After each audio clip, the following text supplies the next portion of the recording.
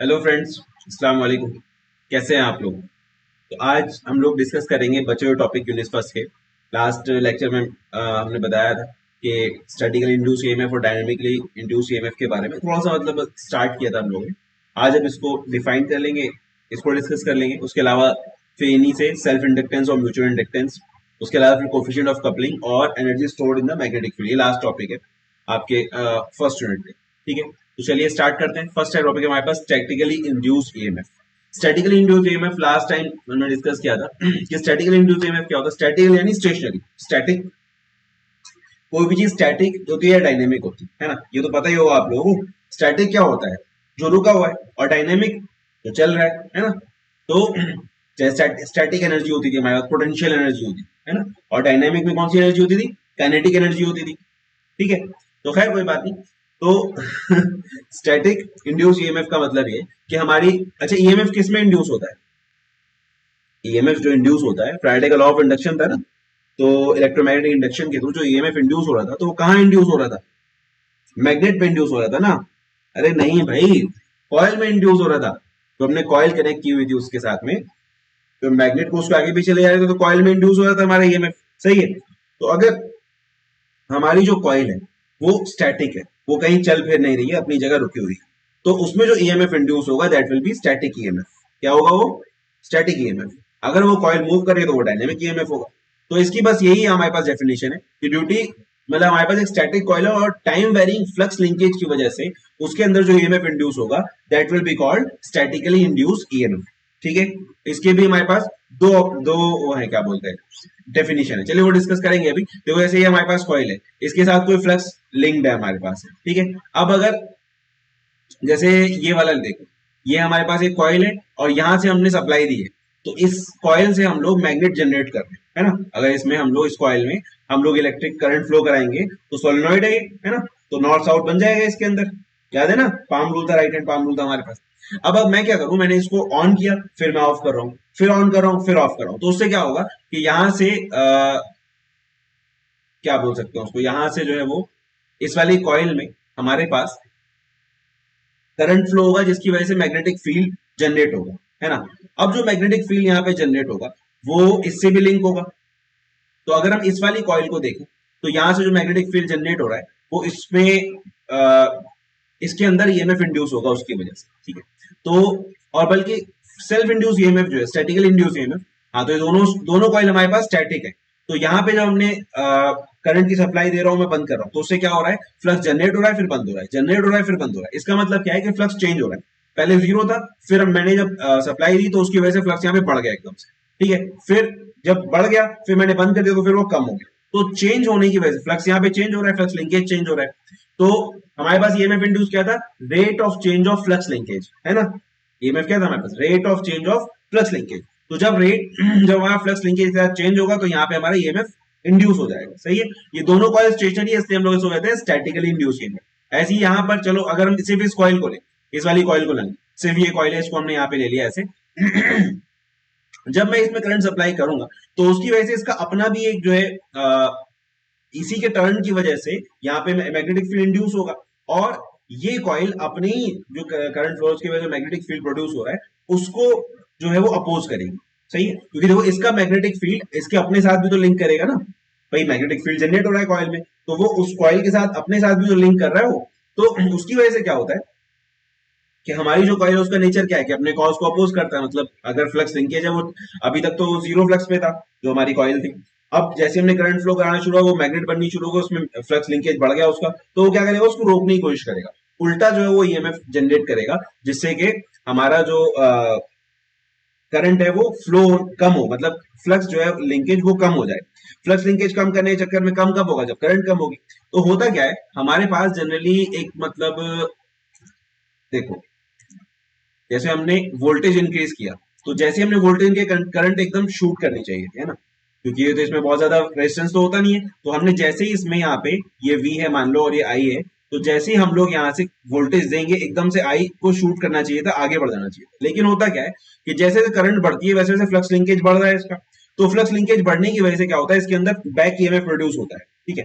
उस ईएमएफ की वजह से ये अपने कॉज को अपोज करता है, तो ये क्या करता है, करंट को और कम कर देता है, बढ़ने की बजाय और कम करेगा और कम करेगा। तो जितनी करंट मतलब हमें यहाँ पर ये इतने वोल्टेज पे जो करंट हमें मिल जानी चाहिए थी, है ना, या टाइम में, सॉरी, एक वोल्टेज तो हमने कांस्टेंट अप्लाई कर दिया, 10 वोल्ट का वोल्टेज हमने अप्लाई कर दिया, तो वो जो वोल्टेज पे इतने टाइम में यहाँ पे मान लो T1 पे हमें ये करंट मिल जानी चाहिए थी रेजिस्टेंस की वजह से, जो उसका रेजिस्टेंस है वायर का, उस सिर्फ रेजिस्टेंस को अगर हम लोग कंसिडर करें V equals to I R, तो इतने टाइम में मतलब एकदम से उसको राइज करना था और बस इतने टाइम में उसे आई पे पहुंच जाना चाहिए। लेकिन इसके ईएमएफ जो इंड्यूस हो रहा है वो उसको अपोज कर रहा है, उसकी वजह से क्या होगा, ये देर में जाके यहां तक पहुंचेगा और ये पहुंचा T2 पे, समझ लो, सही।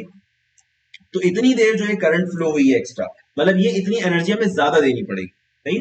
एनर्जी क्या होती है, पावर इंटू टाइम, और पावर क्या है हमारी, V इंटू आई। तो ये जो वोल्टेज और करंट हम लोग इसमें दे रहे हैं वो थोड़ी देर के लिए हमें ज्यादा देना पड़ा, तो ये जो एनर्जी है ये स्टोर करके रखता है इंडक्टर अपने अंदर, समझ आई बात। ये जो इंडक्टर है हमारा, ये इसमें इंड्यूस होगा ईएमएफ अपने सेल्फ इंडक्टेंस की वजह से, इसी को हम लोग कहते हैं स्टैटिकली इंड्यूस ईएमएफ, है ना, कि अपनी वजह से, बल्कि इसको कहते हैं लोग सेल्फ इंड्यूस ईएमएफ, ठीक है, कि अपनी ही कॉइल की वजह से, अपनी ही करंट जो फ्लो हो रहा है उसकी वजह से जो वो उसके अंदर ईएमएफ प्रोड्यूस हो रहा है और वो अपने कॉज को यानी अपने करंट को अपोज कर रहा है, तो इसको हम लोग कहते हैं सेल्फ इंड्यूस ईएमएफ। तो उसकी वजह से क्या होगा, उसकी वजह से करंट ये देर में जाएगी, तो इतनी एनर्जी जो एक्स्ट्रा देनी पड़ेगी, लेकिन ये एनर्जी वेस्ट नहीं होगी, ये एनर्जी स्टोर रहेगी। तो जब हम क्या करें, हम लोग सब सप्लाई ऑफ कर देंगे, तो ये क्या करेगा, फिर वापस से इस करंट को सप्लाई करता है, ठीक है। तो ये जो एक्स्ट्रा एनर्जी थी जो स्टोर हो गई थी, जो हम स्विच ऑफ करेंगे तो फिर ये वापस उसको सप्लाई कर देगा, तो वो वेस्ट नहीं होती है, ठीक है। तो इसके बाद स्टैटिकल इंड्यूस ईएमएफ हमारे पास दो टाइप के होते हैं, एक होता है हमारे पास सेल्फ इंड्यूस ईएमएफ, जो मैंने अभी बताया है ना, अपने ही ईएमएफ, अपने ही करंट की वजह से उसके अंदर ईएमएफ इंड्यूस हो रहा है और वो अपने ही कॉज को यानी अपने ही करंट को अपोज कर रहा है, इसकी वजह से करंट जहां तक पहुंचनी चाहिए वहां देर में पहुंच पा रही है और उतनी एनर्जी हमें एक्स्ट्रा देनी पड़ रही है सर्किट में उस करंट तक पहुंचने के लिए, ठीक है। तो एक तो सेल्फ इंड्यूस ईएमएफ होता है और दूसरा म्यूचुअली इंड्यूस ईएमएफ होता है। तो स्टैटिकली म्यूचुअल इंड्यूस ईएमएफ वाला केस है ये वाला, जो दो कॉइल वाला जो केस है, ये म्यूचुअल इंड्यूस ईएमएफ है और ये हमारा सेल्फ इंड्यूस ईएमएफ है, ठीक है। तो self induce EMF, statistical induce EMF में सेल्फ इंड्यूस ईएमएफ की हमारे पास दो डेफिनेशन है। पहली चीज तो यही कि अपने ही चेंज, फ्लक्स के चेंज की वजह से वो अपने कॉज को अपोज करता है, तो उसकी वजह से ईएमएफ इंड्यूस हो जाता है, क्योंकि वो जैसे करंट फ्लो होगी तो उस वायर में जो मैग्नेटिक फील्ड उसके अराउंड बनेगा, उसकी वजह से उसका लिंकेज जो है कॉइल का वो चेंज होगा। पहले जीरो फ्लक्स था, अब जैसे जैसे हम बढ़ा रहे हैं तो वैसे वैसे वो उसका फ्लक्स लिंकेज बढ़ रहा है, तो उसकी वजह से उसमें ईएमएफ इंड्यूस हो जाता है, उसको हम लोग सेल्फ इंड्यूस ईएमएफ कहते हैं। या दूसरी हम लोग डेफिनेशन ये कह सकते हैं कि ये हमारी प्रॉपर्टी की एक कॉइल की एक प्रॉपर्टी है, जो हमारी इंडक्टर कॉइल है उसकी एक प्रॉपर्टी है कि जिसकी वजह से ये अपने ही सेल्फ इंड्यूस ईएमएफ जो है वो प्रोड्यूस करता है, चेंज ऑफ अपने ही जो चेंज ऑफ करंट है उसको अपोज करता है। मतलब ये कॉइल की प्रॉपर्टी है जिसमें ये अपना जो इसके अंदर जो करंट फ्लो हो रहा है उसके चेंज को अपोज करता है, सही। इसकी property, current flowing through the inductance attend by the coil due to self induce EMF produced in the coil itself by changing the current flowing through it, ठीक है। तो ये जो हमारा इंडक्टेंस होगा, मतलब ये जो हमारा इंडक्टर कॉइल है, ये क्या करता है, अपने करंट को अपोज करा जो इसके अंदर फ्लो हो रहा है, उसकी वजह से क्या हो रहा है, इसके अंदर हम लोग ये कह सकते हैं कि ईएमएफ प्रोड्यूस हो रहा है। तो उसका रिलेशन होगा, जो हमने क्या कहा था कि जो ईएमएफ इंड्यूस होता है वो उसका फॉर्मूला क्या था हमारे पास, E equals to N D phi by D T था ना हमारे पास, E equals to N D phi by D T. तो यहाँ जो फाई है ना, वो किस पे डिपेंड कर रहा है, आई पे डिपेंड कर रहा है, क्योंकि जैसे जैसे करंट बढ़ेगा वैसे वैसे फ्लक्स बढ़ेगा, ऑब्वियस सी बात है ना। तो उसकी जगह हमारे पास यहाँ पर फॉर्मूला होता है equals to L D I by D T, ठीक है। एल हमारा क्या है, इंडक्टेंस है, ये हर एक कॉइल का ये फिर डिफाइन होगा हमारे कि इतना जितना रेट ऑफ चेंज होगा करंट का उसमें हम लोग एल का मल्टीप्लाई करेंगे तो हमारे पास ईएमएफ आ जाए, कितना ईएमएफ इसके अंदर इंड्यूस हो रहा है, ये self induce EMF, statically self induce EMF, ठीक है। तो इसके लिए हमारे पास फॉर्मूला है E equals to L D I by D T, क्योंकि जो rate of change of flux है वो rate of change of current पे डिपेंड करता है, जैसे जैसे करंट चेंज हो रही है वैसे वैसे फ्लक्स चेंज हो रहा है, ठीक है।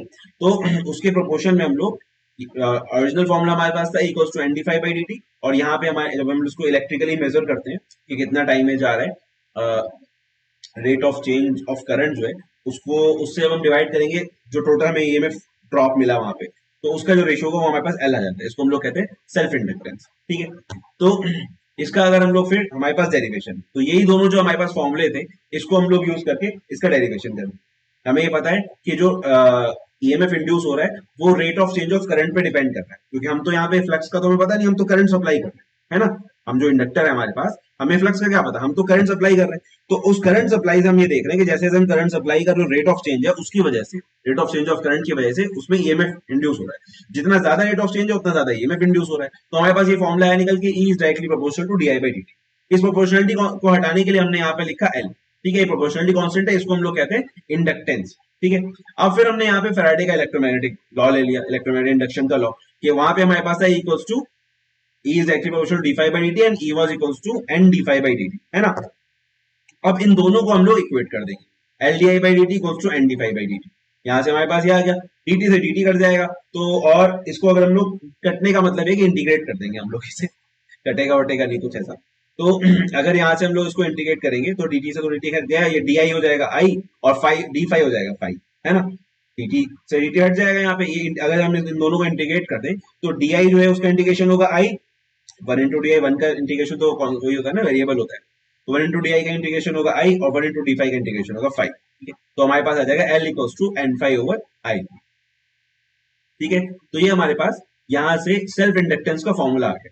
ठीक है, यहाँ पे आप लिख दीजिएगा N equals to number of turns in the coil, phi is magnetic flux and I is the current flowing in the coil. सही है, तो L will be equals to N phi by I. अच्छा, उसके बाद क्या है हमारे पास यहाँ लिखा है consider a coil having a number of turns as shown in the above figure. मैं इसको ऊपर कर देता हूँ। Having n number of turns as shown in the above figure, when the switch S is closed, the current I flows to the coil. It produces flux phi, linking with its own turns. जो अपना flux ये produce करेगा वो अपने turn के साथ इसमें link होगा। If the current flowing through the coil is changed by changing the value of variable resistance R, the flux linking with it changes, and hence EMF is induced in the coil. This induced EMF is called self-induced EMF. ये अगर आपको 8 marks का question आता है, ठीक है, तो आपको इसके साथ डायग्राम के साथ साथ ये एक्सप्लेनेशन भी दे देना है। सही है, वरना देने की जरूरत नहीं है। अगर आपको सिर्फ डेरिवेशन आता है 5 मार्क्स का, तो सिर्फ आपको इतना डेरिवेशन करना है, 4 लाइन का है बस। सही है, तो इसमें भी और याद रखने की भी कोई जरूरत नहीं है। बस दो फॉर्मूले हमारे पास, E equals to L D I by D T, E equals to N D phi by D T. दोनों को इक्वेट करके हमें रख देना है। करना स्टार्ट यहाँ से डायरेक्टली प्रोपोर्शनली, प्रोपोर्शनली कांस्टेंट हटाने के लिए, प्रोपोर्शनलिटी साइन हटाने के लिए हमने एल कांस्टेंट यूज किया एल, और एल को हम लोग कहते हैं self inductance of the coil. ठीक है, तो ये 4 लाइन का सिर्फ डेरिवेशन है। एग्जाम में अगर आता है 5 मार्क्स में आएगा, इसको यहाँ पर लिख देना है और ये वाला डायग्राम में ड्रॉ कर देना है। इसकी पीडीएफ लिंक में मिल जाएगी आपको। ठीक है, उसके बाद फिर हमारे पास आता है क्या, हमारे पास है फिर स्टैटिकली म्यूचुअली इंड्यूस ईएमएफ। ठीक है, म्यूचुअल इंड्यूस ईएमएफ या म्यूचुअल इंड्यूस ईएमएफ क्या होता है, तो जो मैंने बताया दो कॉइल है अगर हमारे पास, ठीक है, तो हम लोग अभी ज्यादा हम लोग एक कॉइल में करंट फ्लो करा रहे थे, उसकी वजह से उसी के अंदर ईएमएफ इंड्यूस हो रहा है। यहाँ क्या होगा, एक कॉइल में हम लोग करंट फ्लो कराएंगे, दूसरी कॉइल में ईएमएफ इंड्यूस हो जाएगा। ये हो गया म्यूचुअल इंड्यूस ईएमएफ। समझ आई बात। अच्छा, वैसे जो होता है, अगर इसको सोचे आप कायदे से, तो जब हमने यहाँ पर इसमें करंट फ्लो कराया, तो इसके अंदर एक तो इसका सेल्फ इंड्यूस ईएमएफ होगा, है ना, कॉइल है ना ये भी एक, तो एक तो इसका सेल्फ इंड्यूस ईएमएफ होगा, फिर इसकी वजह से इस वाली कॉइल में इंड्यूस ईएमएफ होगा, है ना। जब इसका लिंकेज इसके साथ चलेगा तो यहाँ पे जो सेकंड कॉइल है हमारे, उसमें ईएमएफ इंड्यूस होगा, तो इसमें करंट फ्लो होगी। अगर इसमें करंट फ्लो होगी तो इसका भी जो है कोई मैग्नेटिक फील्ड जनरेट होगा जो इसके साथ लिंक करेगा। सही है, तो इसकी वजह से इसके ऊपर भी जो है ईएमएफ इंड्यूस हो रहा होगा। लेकिन हम इतना लेके चलते नहीं। सही है, ग्रेजुएशन लेवल पे आपको इतना सोचने की भी जरूरत नहीं। और जनरली होता क्या है कि वो कैंसिल आउट हो जाता है एक दूसरे के साथ में। तो म्यूचुअल इंड्यूस ईएमएफ से हम लोग ये कंसिडर करते हैं कि अगर हम इस वाली कॉइल में, लेफ्ट हैंड साइड जो भी आप एक कॉइल में अगर हम लोग सप्लाई दे रहे हैं, तो सेकंड कॉइल में हमारे पास ईएमएफ इंड्यूस होगा। सही, वो डिपेंड करता है कि उसका फ्लक्स कितना लिंक कर रहा है उसके साथ। ठीक है, तो यहाँ इसकी डेफिनेशन है, the EMF induced in the coil due to change of flux produced by another neighboring coil linking to it is called mutually induced EMF. सही है, तो इसका ये एक्सप्लेनेशन आपको समझ में आ ही रहा होगा। एक हमारे पास ये कॉइल है, एक कॉइल, यहाँ पे हमने सप्लाई दी। सही, जब हमने सप्लाई नहीं दी थी तो ये जो इसकी करंट थी ये जीरो थी, है ना। जैसे हमने सप्लाई दी, यहाँ पे इसकी करंट बढ़नी शुरू, यहाँ से मैग्नेटिक फील्ड स्टार्ट बनेगा और वो मैग्नेटिक फील्ड इस कॉइल के साथ लिंक करेगा। तो जैसे हम इस आर की वैल्यू चेंज करेंगे तो करंट चेंज होगी, करंट चेंज होगी तो फ्लक्स चेंज होगा, फ्लक्स चेंज होगा तो फ्लक्स लिंकेज चेंज होगा, और फ्लक्स लिंकेज चेंज होगा तो क्या होगा, ईएमएफ इंड्यूस होगा, है ना। ईएमएफ फ्लक्स लिंकेज चेंज होने पे इंड्यूस होता है, फ्लक्स के लिंक होने से इंड्यूस नहीं होता है, हमेशा याद रखें। EMF is equals two is directly proportional rate of change of flux linkage, है ना। तो फ्लक्स लिंक्ड है उसके साथ में, कॉइल के साथ में, जब वो फ्लक्स चेंज होगा तब ईएमएफ इंड्यूस होगा। फ्लक्स ज्यादा होने कम होने से फर्क नहीं पड़ता है, चेंज होना चाहिए। सही, तो जब हम यहाँ आर चेंज करेंगे, आर की वजह से आई चेंज होगा, आई की वजह से फ्लक्स चेंज होगा, यानी फाई चेंज होगा, और फाई की वजह से ये फाई जो लिंकेज है इसके साथ फ्लक्स लिंकेज वो चेंज होगा और उसकी वजह से इसमें ईएमएफ इंड्यूस हो जाएगा। ये गैल्वेनोमीटर लगा हुआ है जो बताएगा कि हमारा करंट फ्लो कर रहा है। सही। तो इसके लिए हमारे पास यहाँ से लेंस लॉ जो था हमारे पास, लेंस लॉ मैंने बताया था आप लोगों को, जो सेकंड लॉ था फैराडे का, उसमें हमने कंसिडर किया था कि E equals to N D phi by D T. Lenz law ने ये किया था कि उसमें जो माइनस लगा दी कि जो इंड्यूस ईएमएफ है वो अपने कॉज को अपोज कर रहा है, इसलिए इसका जो है साइन नेगेटिव होना चाहिए। ठीक है, तो वो वहां पर जस्ट उन्होंने चेंज किया था। इसके बाद ये सेटअप है इसका, उन्होंने इसको बस ये एक्सप्लेन किया है कि यहाँ पे दो कॉइल लगी हुई है, एक यहाँ पे हमने लगा रखी है, एक यहाँ पे लगा रखी है। अगर यहाँ पे हम लोग करंट I1 फ्लो करा रहे हैं तो उसकी वजह से यहाँ पे लिंक हो रहा है फ्लक्स 512 और ये N2 है और इसकी वजह से यहाँ पे I2 करंट फ्लो हो रही है। ठीक है, और ये जो हमारा ईएम है, ये तो एक मतलब ये सिंपल डेफिनेशन है, इसकी डेरिवेशन अभी हम लोग आगे करेंगे। ठीक है, तो डेफिनेशन क्या है, जो म्यूचुअल इंड्यूस ईएमएफ होगा, ठीक है, वो हमारा किस पे डिपेंड करेगा, I1 D I1 by D T पे। जो इस कॉइल के अंदर इंड्यूस ईएमएफ है ना, वो किस पे डिपेंड कर रहा है, इस कॉइल में जो करंट चेंज हो रहा है उसके अंदर rate of change of flux है ना, ड्यू टू दिस कॉइल। और rate of change of flux किस पे डिपेंड कर रहा है, rate of change of current of this coil है ना। तो ये हो गया हमारा rate of change of current of this coil D I1 by D T, और ईएम जो हमारा म्यूचुअल इंड्यूस है वो उसके डायरेक्टली प्रोपोर्शनल होगा। तो इस प्रोपोर्शनलिटी साइन को हटाने के लिए हम लोगों ने लगाया यहाँ पे एम। एम है हमारा म्यूचुअल इंडक्टेंस, जैसे वहां पे हमने एल लगाया था सेल्फ इंडक्टेंस, यहाँ पे हमने म्यूचुअल इंडक्टेंस का यूज कर लिया। M is called the constant of proportionality and is also called mutual inductance of और कोफिशिएंट ऑफ म्यूचुअल इंडक्टेंस। ठीक है, ये उसका ही दूसरा हमारे पास है म्यूचुअली कपल्ड कॉइल। ये दो कॉइल है हमारे पास आसपास रखी हुई है, इनका बहुत पास पास रखी हुई है हमने, तो इसका एक का फ्लक्स पूरा का पूरा दूसरे में लिंक हो रहा है। ठीक है, फिर हमारे पास इसका डेरिवेशन है। इसका डेरिवेशन देखो थोड़ा सा कॉम्प्लिकेटेड है। कॉम्प्लिकेटेड से मतलब है कि तुम इसको देख के कंफ्यूज मत हो, इक्वेशन नंबर वाइज चलो। ठीक है, हमारे पास फर्स्ट में क्या था, देखो हमने ये कंसिडर किया, ये हमारी कॉइल 2 है, ये हमारी कॉइल 1। ठीक, तो कॉइल 1 की वजह से φ1 हमारा जनरेट हो रहा है और ये φ1 इसके साथ लिंक हो रहा है। तो जो फ्लक्स लिंकेज है इसके साथ में हमने उसको है φ12। ठीक है, क्या कहा है, φ12। और ये जो है हमारा इसकी वजह से ईएम, यहाँ पे जो इंड्यूस ईएमएफ होगा, म्यूचुअल इंड्यूस ईएमएफ, वो क्या होगा हमारा M12 D I1 by D T. M12 मतलब 1 की वजह से जो 2 में ईएमएफ इंड्यूस हो रहा है, कॉइल 1 की वजह से कॉइल 2 में जो ईएमएफ इंड्यूस हो रहा है उसको हमने यहाँ डिनोट किया M12 से। ठीक है, M12 D I1 by D T. सही, अब वही जो अभी फॉर्मूला हमने यूज किया था कि भाई ये होगा हमारे पास, जो डेफिनेशन थी म्यूचुअल इंडक्टेंस की वो हमने यहाँ पर रख ली। ठीक है, equals to D by D T M12 into I1, ये हमारे पास एक इक्वेशन हो गई। सही है, अब इसको अगर हम लोग आगे ले जाएं तो हमारा ई क्या होता था, एंड हमारे पास जो इंड्यूस ईएमएफ है फैराडे सेकंड लॉ से हमारे पास क्या है, N D phi by D T है ना। तो एन जो है वो हमारे पास जो कॉइल है यानी ये वाली कॉइल, इसका एन होगा, यानी ये क्या है N2 है हमारे पास। तो N2 और इसके साथ जो फ्लक्स लिंक है, तो D phi by D T five जो है हमारे पास वो 512 है, यानी कि 5 1 वाली कॉइल की वजह से तो सेकंड वाली कॉइल में जो फ्लक्स लिंक हो रहा है वो, तो हमने यहाँ लिखा N2 D 512 by D T. सही है, N2 D512 by D T. N2 ये हमारा सेकंड वाली कॉइल है और D512 जो है वो फर्स्ट वाली कॉइल से जो लिंक फ्लक्स जा रहा है सेकंड वाली कॉइल में लिंक हो रहा है ना। तो 512 इसलिए हमने यहाँ पर लिखा। ठीक है, तो ये हमारे पास म्यूचुअल इंडक्टेंस की डेफिनेशन से आया, EM equals to M12 DI1 by D T, और ये हमारे पास फैराडे सेकंड लॉ से आया, EM equals to N2 D512 by D T. तो ये दोनों इक्वेशन हमने यहाँ पर लिखे। अब इन दोनों को हम लोग इक्वेट कर देंगे, ये भी EM है ये भी EM है, तो हमारे पास यहाँ से आ जाएगा M12 equals to N2 512 divide by I1। देखो कैसे आएगा यहाँ पे, ये M12 I1 इसको हम यहाँ लिखेंगे, और तो I1 जो है वो नीचे चला जाएगा, ये डी बाई डी टी, तो डी बाई डी टी से D by D T cancel हो जाएगा, खत्म हो गया यहाँ पे। ठीक है, तो M12 I1 equals to N2 512, तो N2 512 ऊपर रहेगा, I1 हमारा है नीचे चला जाएगा।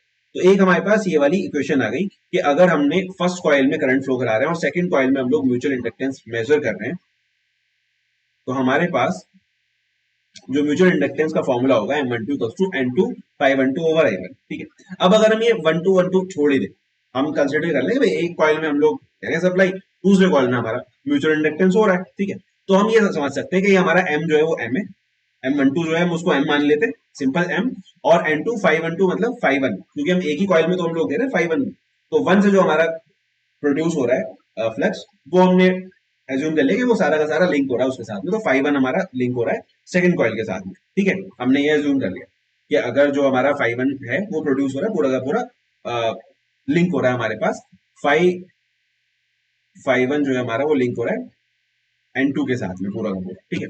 तो हम लोग यहाँ पे क्या करेंगे, इसको ऐसे लिखेंगे, M equals to N2 ∅1 over I1, सही है।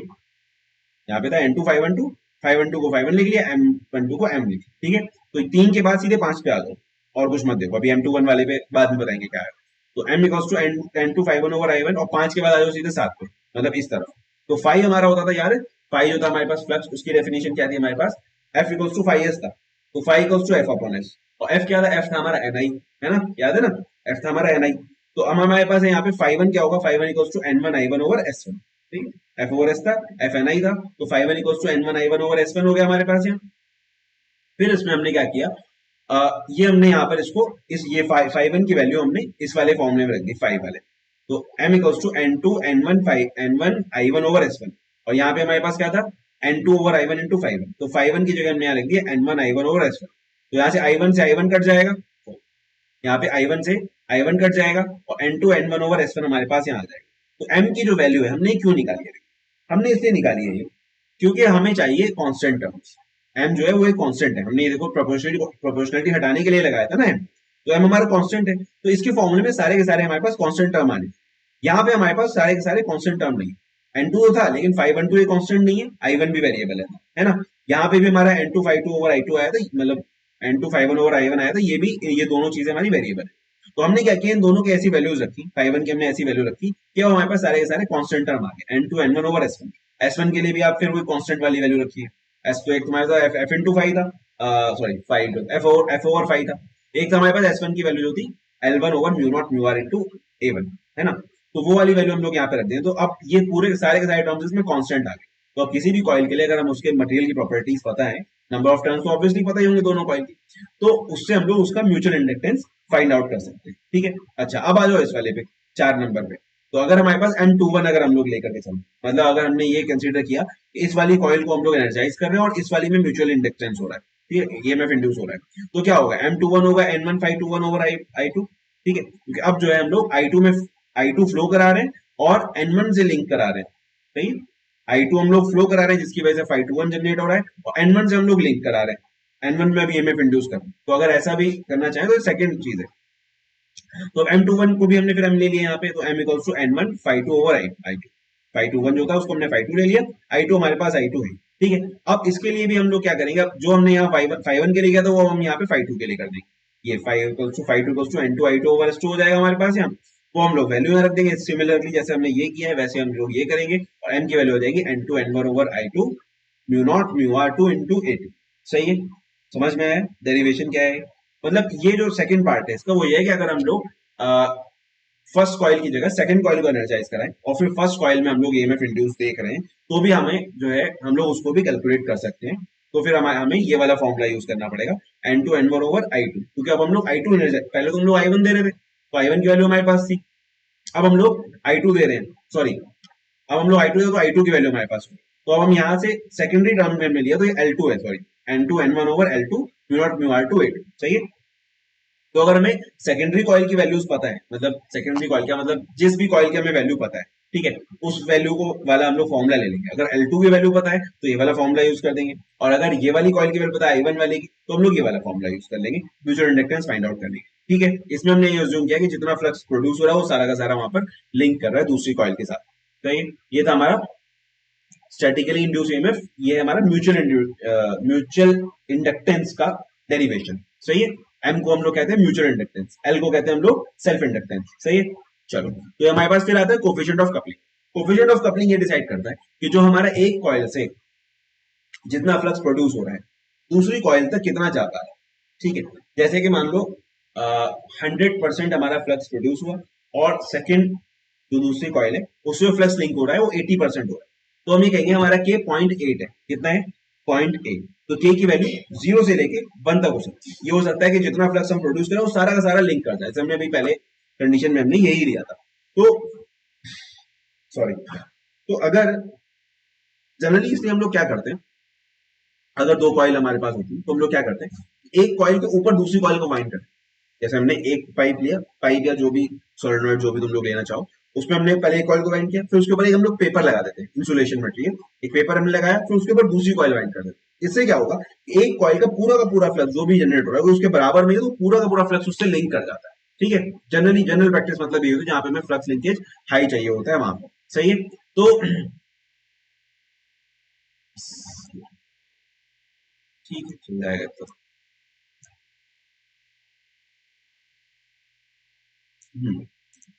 कोफिशिएंट ऑफ कपलिंग, तो कोफिशिएंट ऑफ कपलिंग क्या है? Fraction of magnetic flux produced bye the current in one coil that links with the other coil is called coefficient of coupling. ठीक है, जो मैंने बताया कि जो इतना प्रोड्यूस हो रहा है, तो इसी की वजह से क्या होगा हमारा 0 से 1 के बीच में। अगर बिल्कुल भी फ्लक्स लिंक नहीं हो रहा है इसका मतलब के 0 है, और अगर फ्लक्स लिंकेज पूरा का पूरा हो रहा है तो फिर के हमारा 1 है। जैसे हमने यहाँ पर देखो, तो 512 जो है वो के इंटू 5 होगा।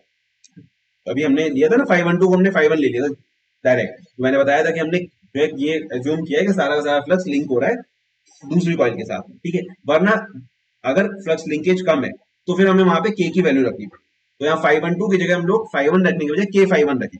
यहाँ पे जो हमने लिखा था ना, कहाँ गया ये जो हमने रखा था 512, ये 3 के बाद हम लोग आए थे 5 पे, तो 512 से हमने सीधा 5 रख लिया था इसको। तो 512 के बाद हम लोग यहाँ पे के 5 इसको रखेंगे अगर हमें कोफिशिएंट ऑफ कपलिंग दिया है। लेकिन अगर डेरिवेशन सिर्फ म्यूचुअल इंडक्टेंस का आता है तो आप यही करना, चक्कर में मत पड़ना के कोफिशिएंट ऑफ कपलिंग जब पूछे तब उसमें आपको शो करना, ठीक है।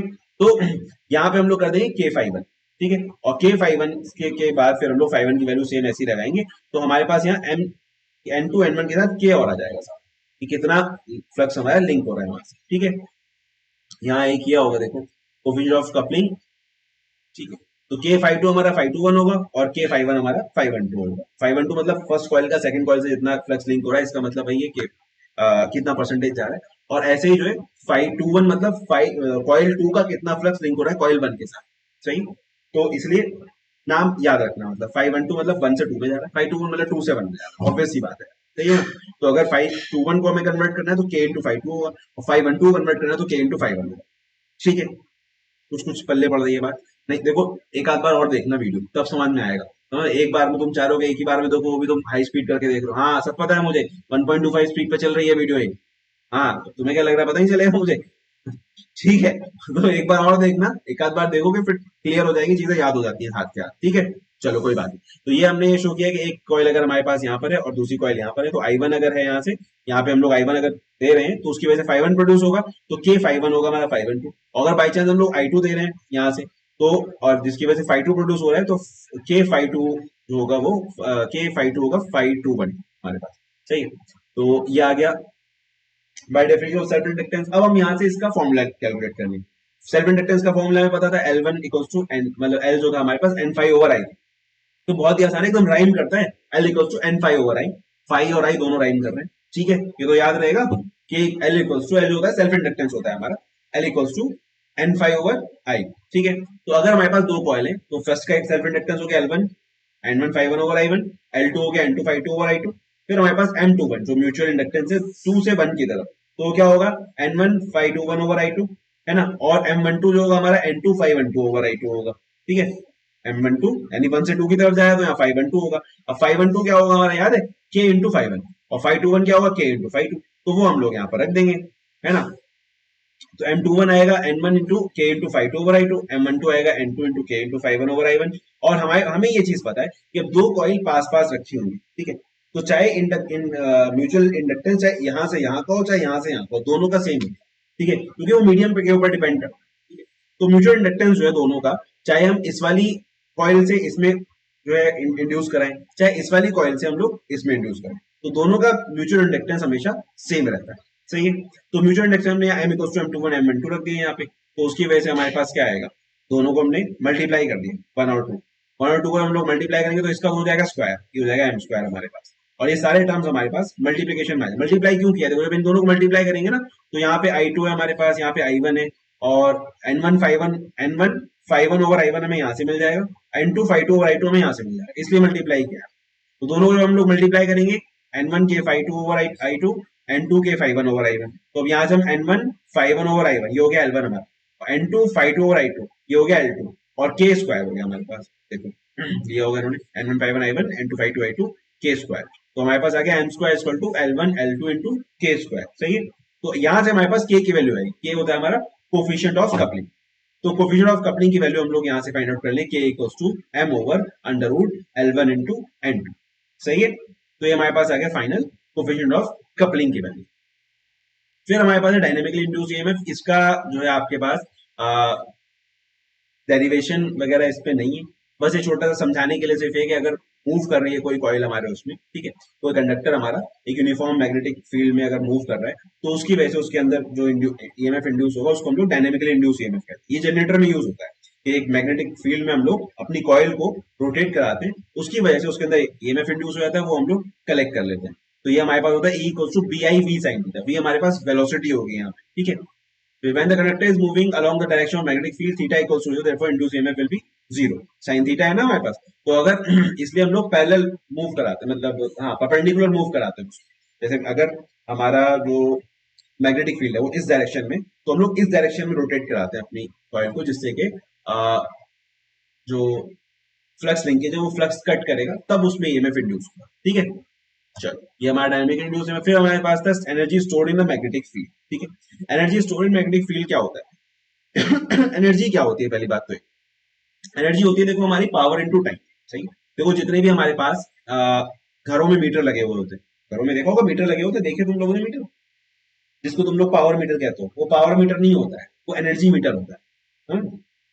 ऊर्जा मीटर होता है ना, वो ऊर्जा को क्या कहते हैं इंग्लिश में? एनर्जी, है ना। तो एक्चुअल में एनर्जी मीटर है, उसकी यूनिट क्या होती है जो हमारे पास होता है? एक यूनिट कब पूरी होती है, पता है नहीं पता? 1 किलोवाट आवर की एक यूनिट होती है। जब 1 किलोवाट पावर का लोड 1 घंटे चलेगा, तब एक यूनिट हमारी कंप्लीट होगी, उसके जितने भी 5 रुपए 7 रुपए 10 रुपए जो भी लगेंगे वो लगेंगे, ठीक है। तो हमारी जो यूनिट है एक्चुअल में एनर्जी की यूनिट है, तो एनर्जी होगी पावर इनटू टाइम, कि जो पावर है वो कितने टाइम तक के लिए आपने यूज की है, दैट विल बी एनर्जी, ठीक है। तो अब हमारे पास हमें अपने उसकी पावर पता है, तो अगर हम लोग ईएमएफ इंड्यूस देखें, इंड्यूस ईएमएफ पावर क्या होती है? अच्छा, पावर होती है V इंटू आई, है ना। किसी भी सर्किट में जो पावर है that is just equals to voltage drop multiply by the current flowing, है ना। तो V इंटू आई, इसी को हम लोग कन्वर्ट करते हैं ओम्स लॉ से, तो आई स्क्वायर आर हो जाता है, या V स्क्वायर ओवर आर हो जाता है, जैसे भी आप लोग उसको कन्वर्ट करना चाहें, ठीक है। तो ई हमारे पास जो इंड्यूस ईएमएफ है, अब हम यहाँ तो कॉइल की बात कर रहे हैं ना, तो जो इंड्यूस ईएमएफ है वो वोल्टेज है हमारा, उससे हमारा जो एनर्जी है वो स्टोर हो रही है मैग्नेटिक फील्ड में। मैंने बताया था कि एक्स्ट्रा एनर्जी देना पड़ता है, उसको स्टोर कर लेता है, फिर जब स्विच ऑफ करते हैं फिर उसको रिलीज करता है वापस वहां से, ठीक है। तो अब हमारे पास ई है, हमारे पास L equals to L into D I by D T, ठीक है। ये इंड्यूस ईएमएफ था हमारा किसी भी कॉइल के लिए। अब अगर इन दोनों में हमारे पास ये है वोल्टेज, एक्चुअली ये सेल्फ इंड्यूस ईएमएफ है ना, ईएमएफ को तो वोल्टेज कहते हैं, तो V इंटू आई होती है हमारी पावर, इसमें हम आई का मल्टीप्लाई कर देंगे, तो अगर हम इसमें आई का मल्टीप्लाई करें तो E into I equals to L I into D I by D T equals to P, power आ गई ना हमारे पास, ई आई हमारे पास पावर हो गई। तो यहां से हमारे पास ये वाला फॉर्मूला है। अब हमें क्या करना है? इस पावर का इंटीग्रेशन करना है, पावर मल्टीप्लाई बाई टाइम। तो कंटिन्यूस में हम लोग क्या करते हैं? इंटीग्रेट करते हैं सही है। तो हम लोग क्या करेंगे? इसको इंटीग्रेट कर लेंगे ओवर द टाइम, जितने भी टाइम के लिए हमें यूज करना है। तो हमने मान लिया कि टी टाइम के लिए हम लोग इसको यूज कर, ठीक है। तो ये हमारा जो टोटल पावर है, टोटल एनर्जी है stored in a magnetic field, ये हमारा इंडक्टर का मैग्नेटिक फील्ड में तो स्टोर होगी ना ये। तो 0 से लेके टी, देखो इंडक्टर जो होता है वो पावर को मैग्नेटिक फील्ड में स्टोर करता है, मतलब एनर्जी को, और कैपेसिटर जो होता है वो एनर्जी को चार्ज के फॉर्म में स्टोर करता है इलेक्ट्रिक फील्ड में, ठीक है। याद रखना हमेशा, वाइवा में कभी कभी पूछ लेते हैं कि कैपेसिटर एनर्जी स्टोर करता है इलेक्ट्रिक फील्ड के फॉर्म में, चार्ज सेपरेशन के थ्रू, और इंडक्टर हमारा स्टोर करता है एनर्जी मैग्नेटिक फील्ड के फॉर्म में, सही है। तो यहां से हमने एनर्जी के लिए इसको पावर को इंटीग्रेट कर दिया। इंटीग्रेशन हम लोग करेंगे तो पी आई इंटू, मतलब 0 से हमारे पास पी की वैल्यू क्या है? L I D I by D T. जब हम यहाँ रखेंगे डी से डी कैंसिल हो जाएगा, डी आई हमारे पास बचेगा। अब हम वेरिएबल मतलब जो है वो चेंज करेंगे। 0 पे टी का 0 पे आई हमारी 0 थी, और टी पे हमने कंसिडर कर लिया कि आई हमारी आई है, बड़ा वाला आई, छोटा वाला आई नहीं, छोटा वाला आई वेरिएबल है, ठीक है। तो हमने इसको कांस्टेंट मान लिया कि टी जो बड़ा टी था हमारा एक्चुअल वाला, उस पे जो हमारी करंट की वैल्यू वो आएगी, उसके अकॉर्डिंग हमने इसको इंटीग्रेट कर दिया। तो L I D I by D T से डी टी कट जाएगा, एल आई डी आई आ जाएगा, तो हो जाएगा आई स्क्वायर, है ना, आई स्क्वायर बाई 2। तो हमारे पास यहाँ आएगा E equals to half L I square, सही है। ये हो गया हमारी energy stored in magnetic field. कभी कभी डायरेक्ट एग्जाम में न्यूमेरिकली आ जाता है इसके ऊपर, 2 मार्क्स का 4 मार्क्स का, कि भाई एक इंडक्टर है, उसकी इंडक्टेंस दी हुई है, और फिर करंट की वैल्यू गिवन हुई कि भाई अगर 0 से लेके इतना करंट हमारे पास जा रहा है तो वो कितना उसमें उसके अंदर एनर्जी स्टोर होगी, सही है। तो हम लोग जस्ट डायरेक्टली हम लोग यहाँ पे वैल्यू रखेंगे E equals to half into L I square, L हमें गिवन होगा, आई स्क्वायर, आई भी गिवन होगा, या कभी कैलकुलेट करना होगा थोड़ा बहुत आगे पीछे करके, तो उसको देख लेंगे, ठीक है। तो ये था last topic, energy stored in magnetic field. तो आज हम लोगों ने डिस्कस किया स्टैटिकली इंड्यूस ईएमएफ, कि हमारे पास दो कॉइल या एक कॉइल भी अगर स्टेशनरी है, वो कहीं मूव नहीं कर रही, तो वो स्टैटिकली इंड्यूस ईएमएफ होता है। स्टैटिकली सेल्फ इंड्यूस ईएमएफ जो उसमें जो है कॉइल में अपने ही चेंज ऑफ फ्लक्स की वजह से अपने अपने करंट में चेंज की वजह से अपने फ्लक्स का जो लिंकेज चेंज हो रहा है उसकी वजह से जो ईएमएफ इंड्यूस होगा उसको सेल्फ इंड्यूस ईएमएफ कहते हैं। और म्यूचुअल इंड्यूस ईएमएफ जो दूसरी कॉइल की में जो करंट चेंज हो रही है उसका फ्लक्स चेंज हो रहा है उसके फ्लक्स लिंकेज की वजह से जो ईएमएफ इंड्यूस हो रहा है उसको हम लोग कहते हैं म्यूचुअल इंड्यूस ईएमएफ। सही है।